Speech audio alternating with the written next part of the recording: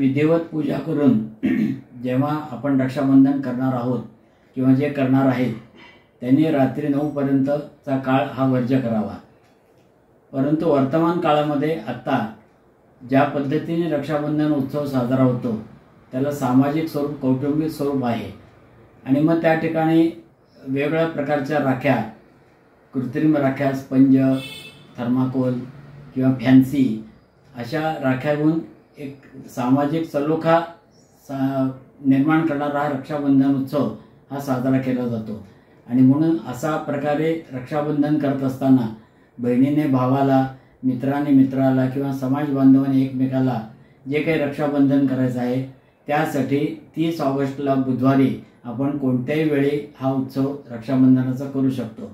त्यासाठी भद्राकाळ वर्ज्य करण्याचं काही कारण नाही आहे आणि म्हणून आम्ही पंचांगामध्ये सुद्धा अशा प्रकारचं रक्षाबंधन देताना कोणत्याही वेळेची मर्यादा दिलेली नाही आहे। तेव्हा आपण सर्वांनी हा भारतीय संस्कृतीतला मोठा सण, सामाजिक सलोखा, नातेसंबंध निर्माण करणारा आपण उत्साहाने साजरा करावा। 30 ऑगस्टला बुधवारी दिवसभरात केव्हाही।